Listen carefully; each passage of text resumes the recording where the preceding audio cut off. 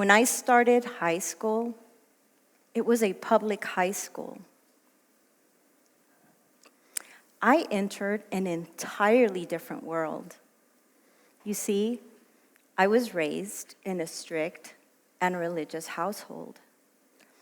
We were kept from associating with society. The high school fun environment was not familiar to me. However familiar was the verbal and physical abuse I suffered at home.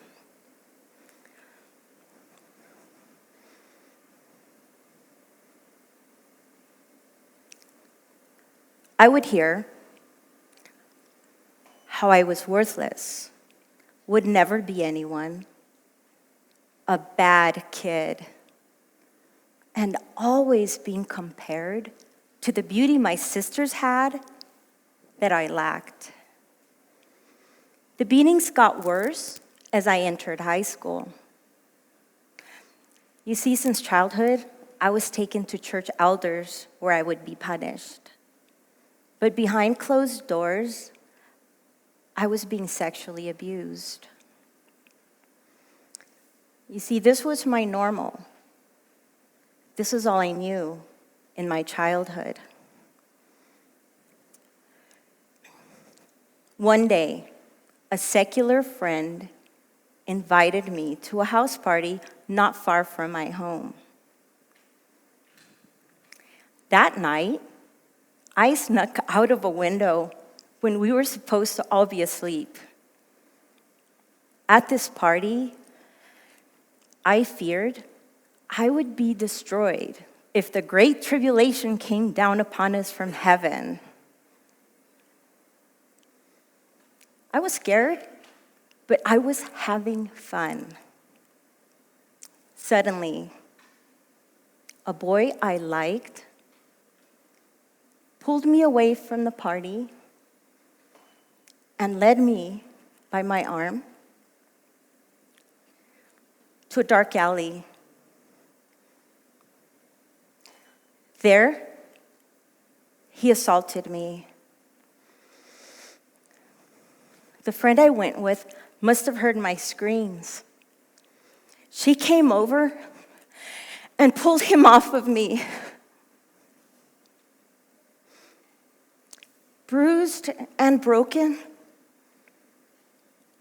she and I walked back to my house. As I held my clothes and myself together, when we got to my home, my mother answered the door.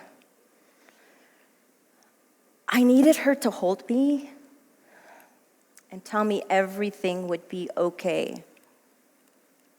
But that didn't happen. Instead of calling the police, she called me ugly names and punched me in my face. As a child, it seemed like I was out for days, as it was a 3-day weekend.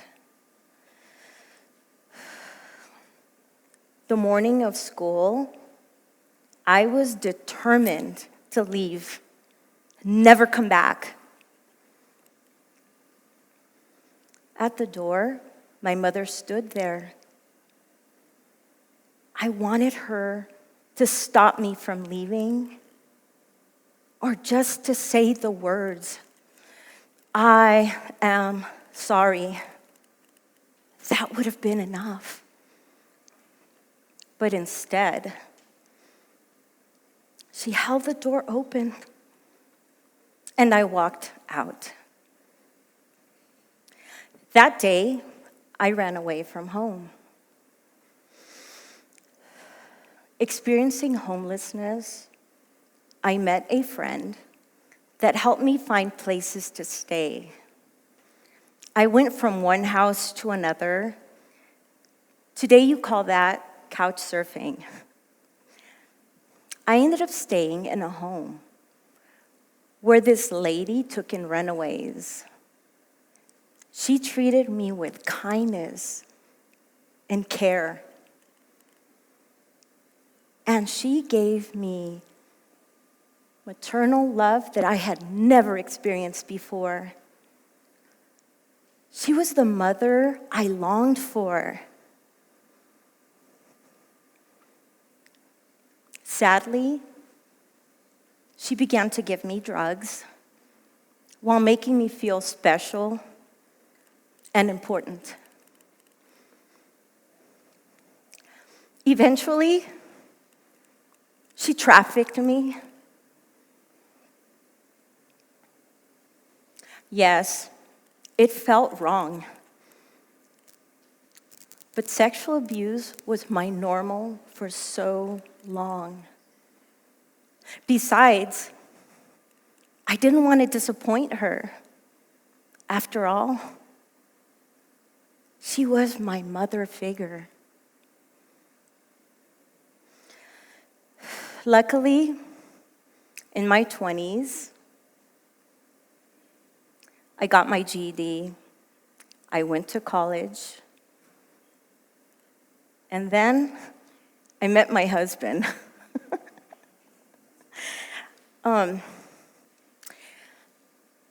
He helped and encouraged me to get out of the cycle of trafficking and addiction. We later had 2 children, a house, and a dog. And I was a clinical therapist helping survivors of trafficking. Life was amazing on the outside. But on the inside, I was sick and falling deeper into a dark hole of depression and suicidal ideation. I wondered, why couldn't I help myself like I helped others? I was emotionally stuck. My mind kept recalling traumatic moments in my childhood, especially the day I left home. Knowing my abusers would never apologize. This made me mentally, emotionally, and physically sick. I had unexplained medical issues. I was diagnosed with lupus, diabetes, and fibromyalgia, with no means of cure, and all happening at once in my 30s.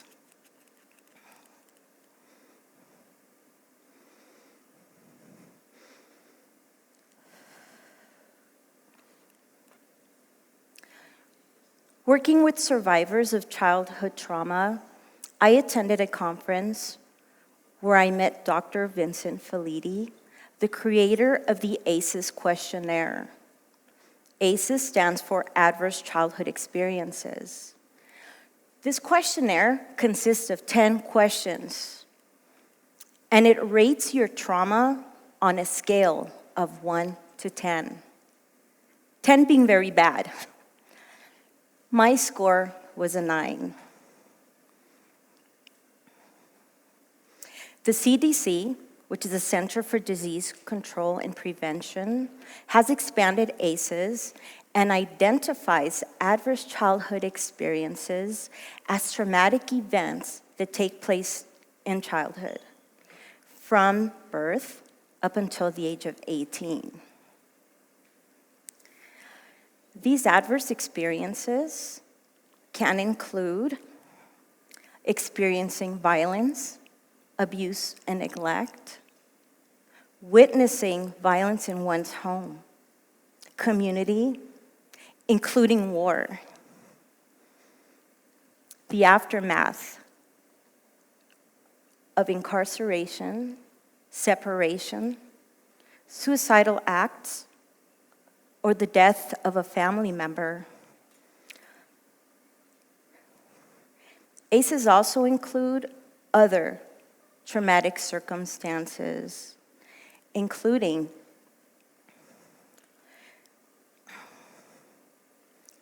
food insecurity, homelessness, unstable housing, or facing discrimination or bullying, which can also affect a child's health and well-being. And if that's not enough, ACEs has been linked to a range of long-term effects, including chronic health issues such as heart disease and also mental illnesses such as depression, anxiety, and addictions. ACEs also have a negative impact on relationships, including employment and education in adolescence and adulthood.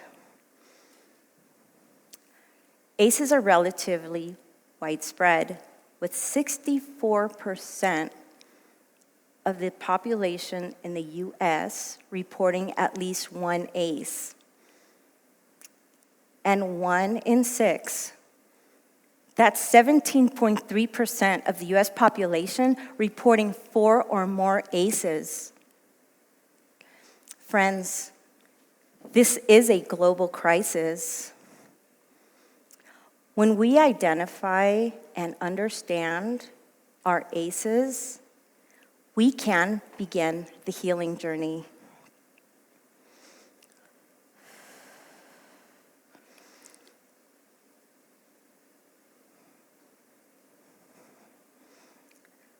It is important for us to also know and acknowledge our ACEs so that we can also begin our healing journey. When I learned about my past and I confronted and made the choice to heal, I can say that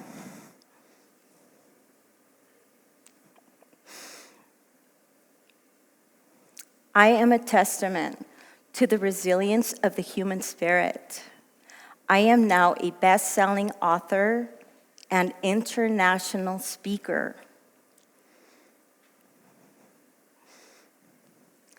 After I learned about the importance of confronting and acknowledging my past, I created a technique that assisted me and others in navigating paths of healing from the effects of unresolved trauma. This technique pulled me out of the hole of depression, anxiety, emotional, and physical sickness I was stuck in. And it has helped others that I've worked with overcome the effects of trauma. This technique is writing a letter to yourself.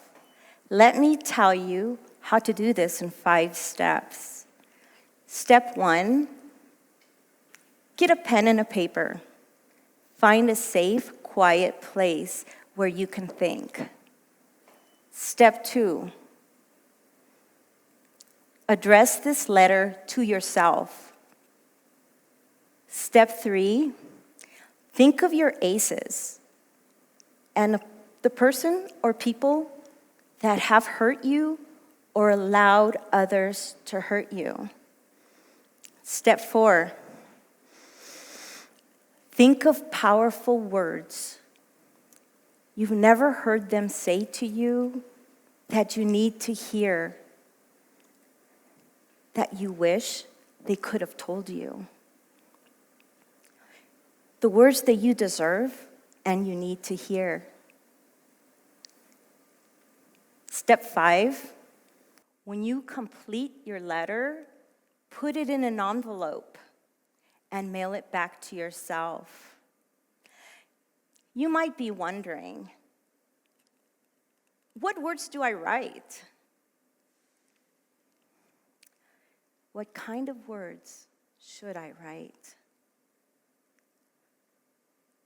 Write what comes to your mind.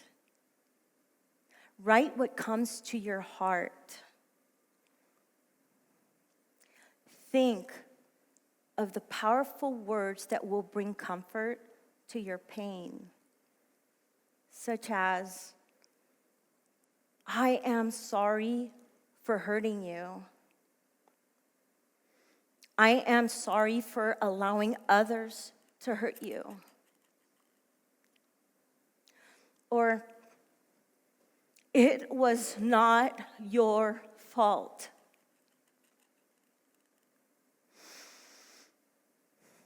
These powerful words are a catalyst to your healing journey. Writing letters is a powerful tool. It's very emotional and personal. Writing these words on paper evokes a powerful emotional response. When you get this letter back and read those words on paper, it becomes truly personal. This action is not about absolving others from their wrongs, but allowing ourselves to acknowledge our ACEs and understand the roots of our trauma. Today, I extend an invitation to each of you to engage in this powerful exercise and to write your own letter to yourself. Whether you're a survivor of trauma or a supporter of someone who is, or simply here to learn, let today be the day that you choose to start the process of unshackling yourself from your past and taking a step forward into hope, freedom, and unconditional self-love.